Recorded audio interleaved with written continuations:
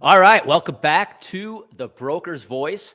I'm excited today because I get to have Walt Podgurski join me. Walt, welcome to The Broker's Voice. Thank you, Andy. My pleasure. I'm looking forward to this.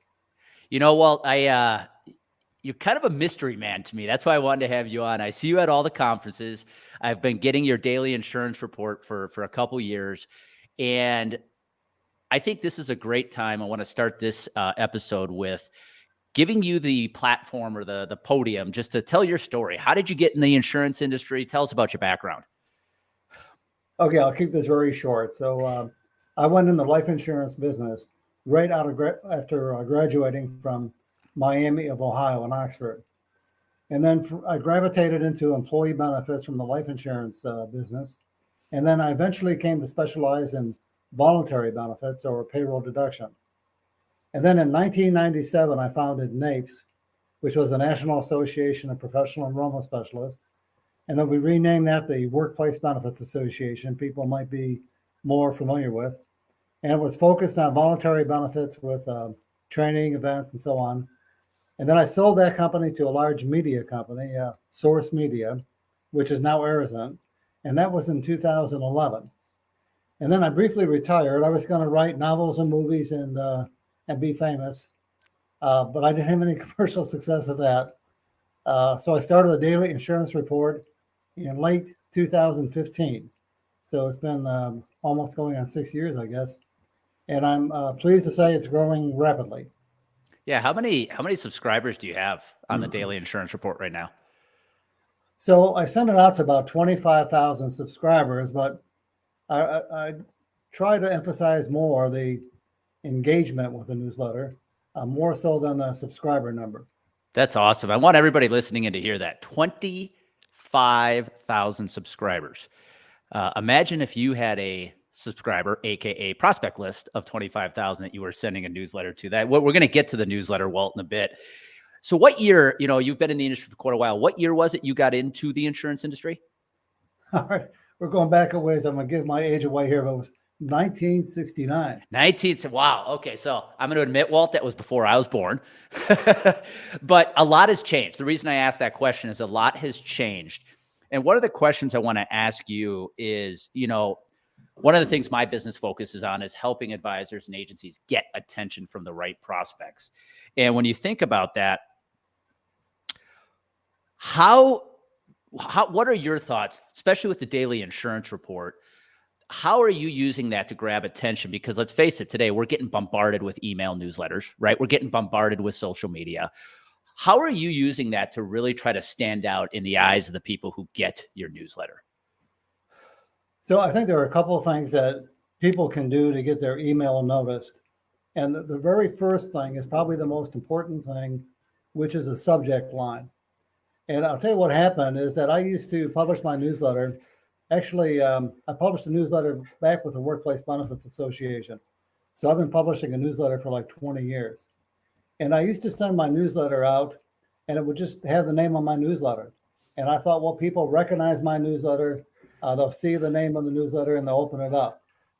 But when I sold the company to Source Media, they had some branding experts there, and they said that I was doing it wrong.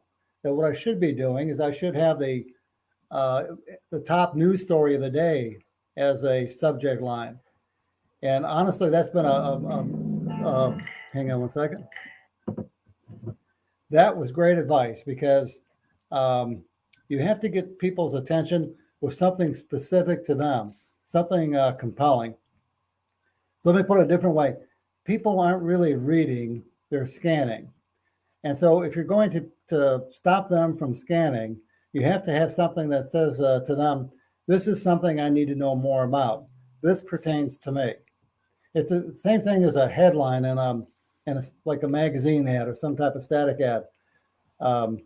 David Ogilvy, the father of advertising, has a rule that let me just see if I can find that here. He says when you get the headline right, you've invested 80% of your advertising budget correctly. So the subject line is probably the most important thing. And what we're talking about that, the idea, for instance, if I'm sending out a dedicated email for one of my clients, The idea isn't to get 25,000 people to open up that newsletter. It's to get the several hundred people out of the 25,000 that are actually a prospect for their particular product or service. So they can ignore the message to the 25,000 people and just create a message for the several hundred that are exact demographic to who they want to approach. Yeah, and what I love about that is what you just said, right? Open rates on emails aren't very high these days. Let's call it 8 to 10%. So the goal has to be to grow that list. And at 25,000, even if you have 10% opening your emails right now, that's 2,500 people. And that's a ton of eyeballs that are seeing your content every single week. I got a question for you with the daily insurance report. When you put together your newsletter, what kind of content are you sharing? I know you talked about start with a main top, news of the day. But what I love about your report is you're giving me a lot to digest, and I get to pick and choose which stuff I want to look at. What kind of content are you sharing in the report these days? So this is going to pick up on my my elevator pitch a little bit, which I think we're going to talk about. But I really go back to my background in life insurance, and particularly employee benefits. So I have been out there in the field. I know what it's like to prospect and cultivate a client, make a sale, all the things. And so I look for things that are relevant. And I try to think outside of the box a little bit. So there are a lot of things in my newsletter you might not see in a other insurance newsletter. Maybe it has something to do with technology or mindset.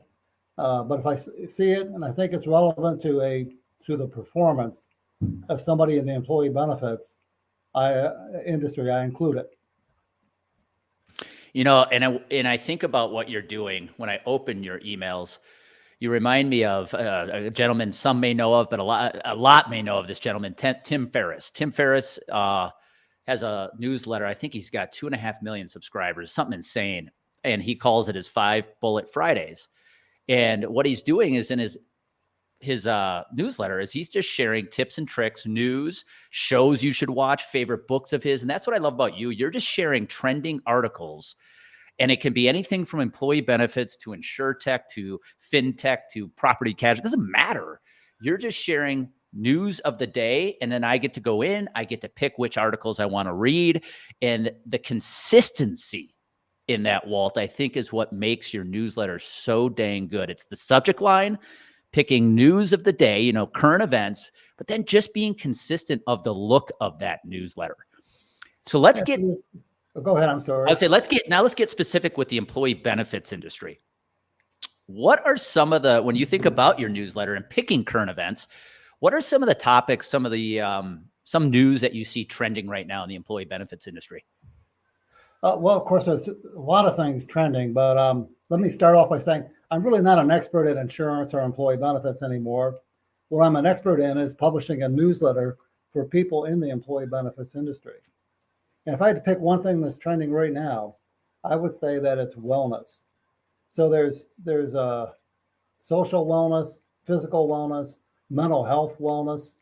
And I see more and more, so many conversations and even articles, press releases and so on that are talking about wellness. So I would say that wellness is one of the biggest things. And I want to go to that for a second and get your thoughts on wellness. What you just said, though, is really important. I'm no longer an expert in the benefit space, but what you're doing with the newsletter, it's something I preach to my clients, Walt. It's called hosting the party. Whether it's a podcast, it's a newsletter, a webinar, when you host something that brings value to your audience, guess what? You are the one who benefits the most because you're hosting the party. You're the one they remember. So you don't have to be the expert. Host the party, and it's always going to benefit you. So with wellness, because I couldn't agree more. Today, we can't just talk about eating right and exercising. It's social wellness, mental wellness, you name it. How do you make that stuff actionable? Because I think that's something that's always been a struggle for our industries. Yeah, we talk wellness, and everybody thinks of biometrics and 10,000 step contests. But how do you make wellness actionable? So this really goes back to basics, which is to always talk about benefits more than the features of your product or service. So as an example with wellness, let's take an example of telehealth. So how telehealth works isn't as important as the time and money it saves. So if you were offering telehealth as part of your service, you could start by explaining how telehealth will help you be well quicker and be well easier and be well at a lower cost. Excuse me. So I would lead with that. And there's something else. Give me an example of that. So when you say lead with that, can you give me an example? Sure. And I'm thinking on the spot here, but let's just say I'm talking to a business owner, and I am presenting a new package. And one of the things that we're doing with this package is we're beefing up the telehealth aspect. And so I would say, look, primary care has always been a part of your package, direct primary care. But what we're going to be doing is beefing up this telehealth aspect of this. And so what it's going to do is it's going to make it easier for your employees and their families to contact a medical professional and get the advice they need. It's going to be quicker because they don't have to make an appointment a week later or a week from now. And it's lower cost. The cost of that telehealth visit is much lower than a physical cost in the office. So this is why we're introducing this to you this year. Now, that was a little rough, but of course, a person that's delivering their presentation every day, they would deliver that in a very smooth manner. Well, and you bring up a good point. When you look at the benefit space specifically, there's a lot of people talking theory, destinations, they're pontificating, but action's a completely different thing. Execution is a completely different thing. So I appreciate you providing your opinions on that, because I think it's easy to talk about what our clients need to be doing, but actually giving them the tactical steps to do it is a whole nother story. And so I want to change the subject here for going back to your newsletter and the topic of content. So your newsletter is filled with content. And again, what I love about it is I get it. I open it. There's probably, I don't know, a half dozen to 10 different articles in there, and I get to pick and choose which ones I want to read. I'm not going to read all 10, but I get to pick what I want to read. And the important thing about that, Walt, is as you said earlier, not every article is about insurance benefits. It's just articles that you're sharing to bring value to the reader. And that's what I love. So I want to talk content for a second. You've been in the industry. You've been in the industry since 1969.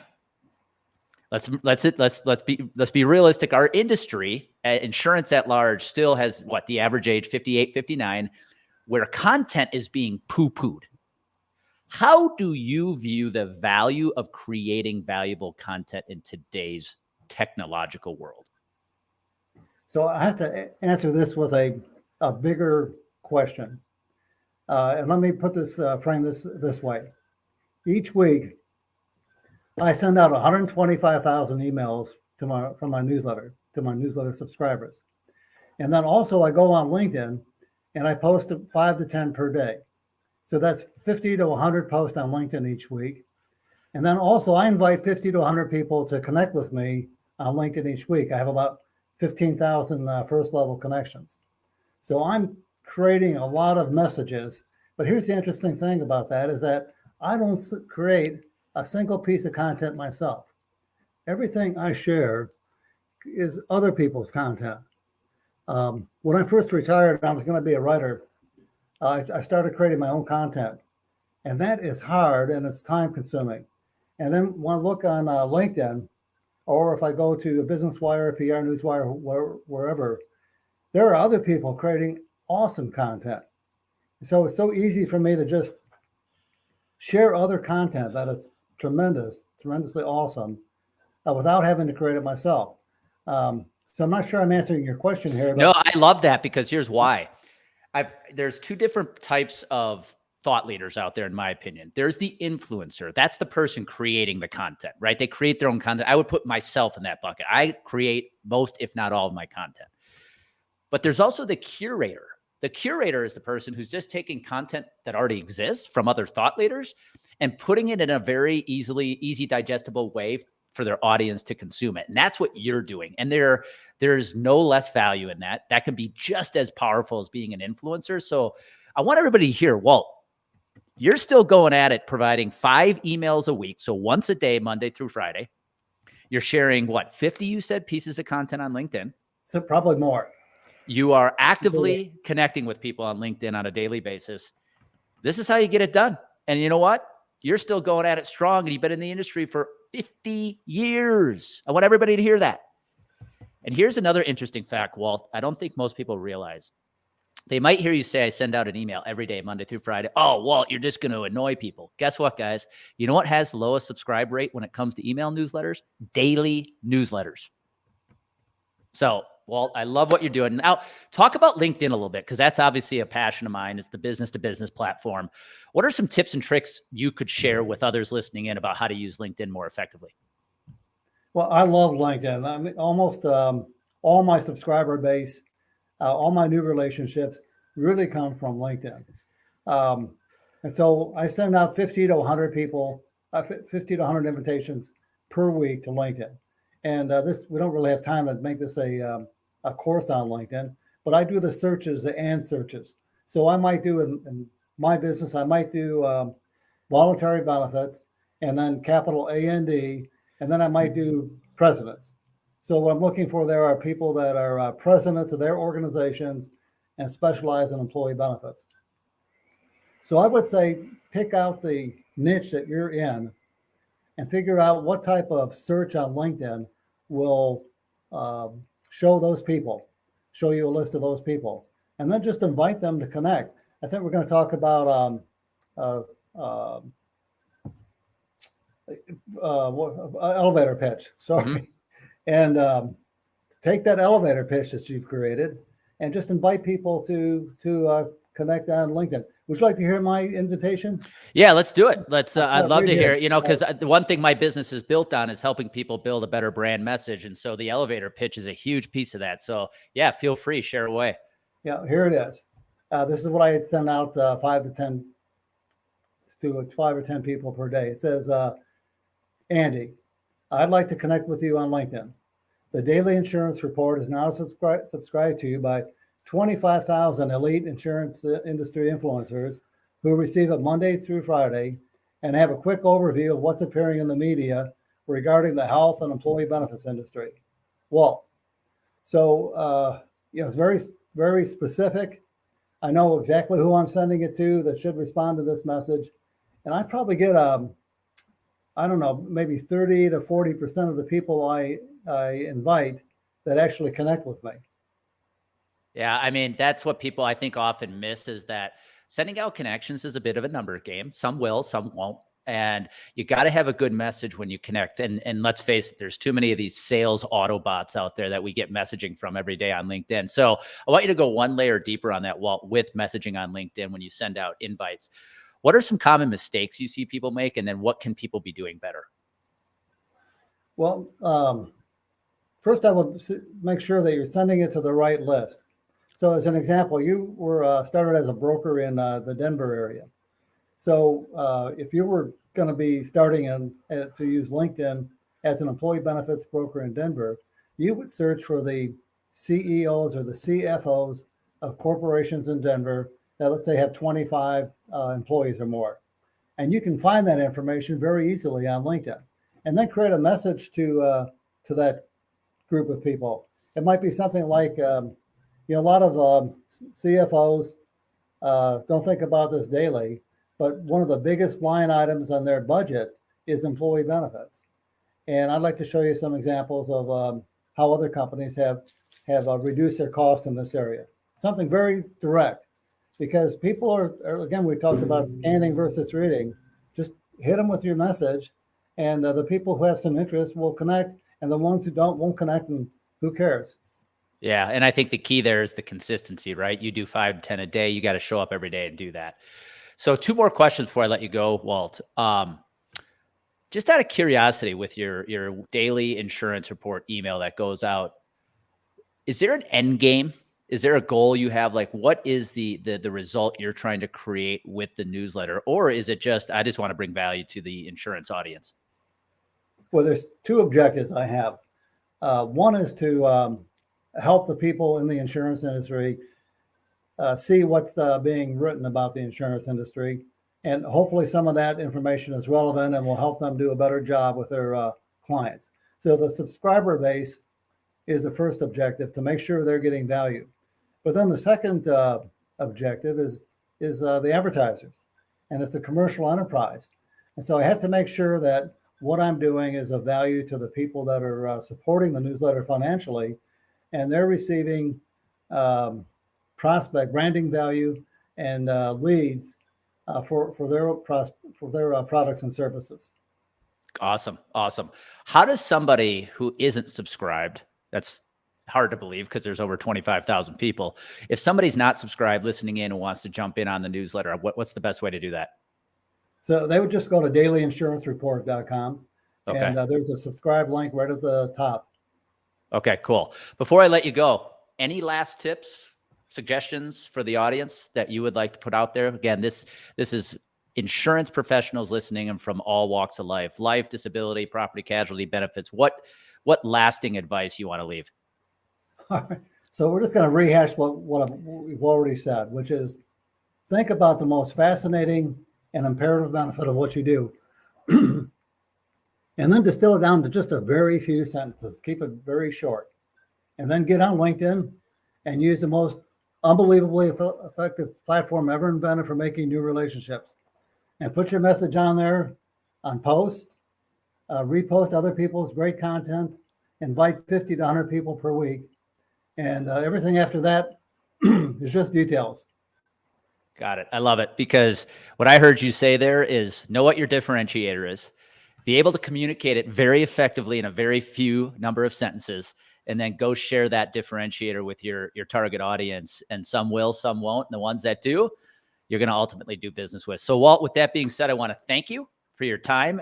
It was a blessing to have you on The Broker's Voice. And for everybody else listening, and guys, this is a guy who's been doing it for 50 years in our industry. I think he's got some wise, sage advice for you. And by the way, listen to what he's doing every week. Email goes out every day to 25,000 subscribers. He's on LinkedIn sharing 50 to 100 pieces of content a week. He's connecting people with every day. What are you doing? Are you still just picking up the phone, smiling and dialing? Listen to his advice. Get that message out there far, fast, and wide, and good things will happen. So Walt, thank you one last time. Okay. Thank you, Andy. You take care. And for everybody listening in, you know what happens when clarity and confidence collide? Massive action happens. Go make it happen today.